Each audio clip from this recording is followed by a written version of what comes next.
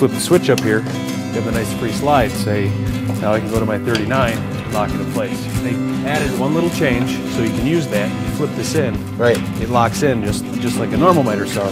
Hey, what's up? Barnaby here. So you want to know more about the Dewalt compound miter saw? Well, I can tell you that it's got a 15 amp motor capable of spinning the blade at 3,800 RPM. It's a dual bevel miter saw, and it's also got dual rods for slide capabilities as well. And what we like to do with tools like this is put them onto the trucks of men like this. Dan Burkike and say, take it out at the job site, use it for a couple weeks, and then come back, Dan, and tell me specifically what you thought about this saw's performance, design, quality, and value. So first of all, tell me about yourself. I run a small contracting company.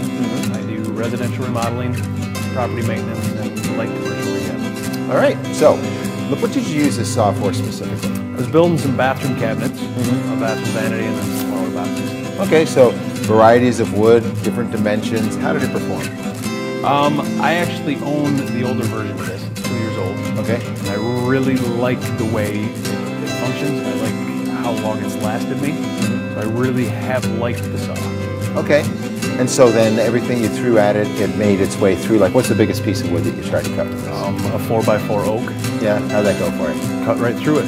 Yeah. Of course, any saw will do it with the right blade. Sure. But will it do it repetitively? Right. And I would say it does.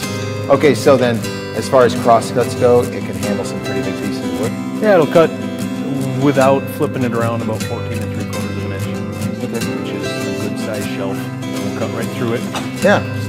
So did you do any mitering, like any crown, anything like that? I wasn't doing any crown mold, but I was doing some inside bevels for some of the boxes, so you don't see any ingrain.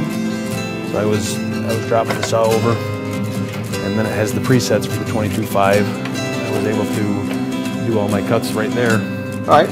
And so then let's talk about the general performance. I guess you give it a thumbs up. I do.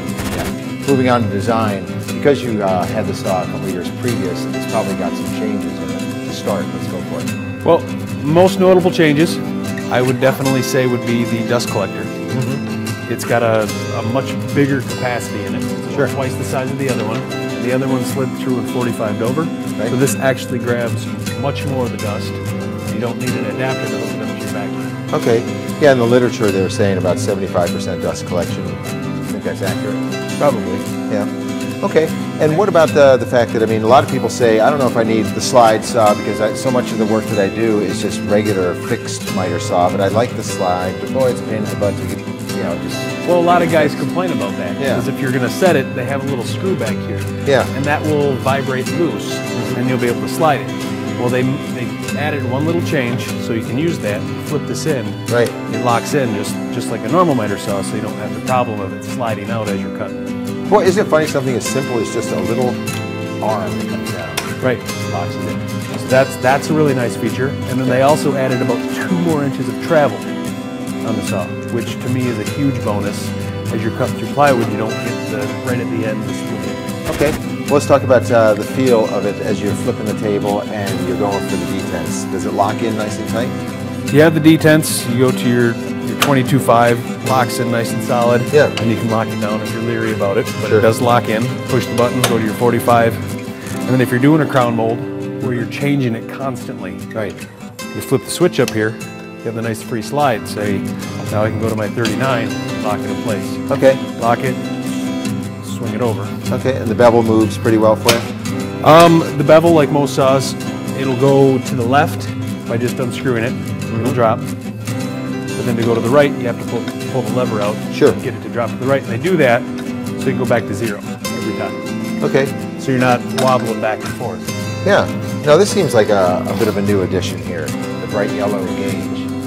It's nice so you can see your angles a lot clearer. It's bigger numbers, it's a bigger pad, and it's nice and bright. And with sawdust is most of the time white or yellow, it hits that and it doesn't really deter. Where if it's black, it builds up the residue. Okay.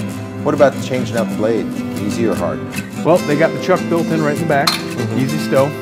It's got your star bit. It's got your hex. You open this up, unscrew this slides up. And it has the button here that locks the blade in place, so you just twist the bolt off. Okay. And then when you're done, you just restow it. Okay. Well then let's talk about the quality. Because you've owned a Dewalt saw before, you can speak at least about the longevity, a couple of years. in the trenches with it. And now, when you start this guy up, does it seem like the same saw as the saw previous? It does. Yeah. It seems just as strong and just as well built as the 2-year-old model that I have. So as far as quality goes, I would say it's going to last the time.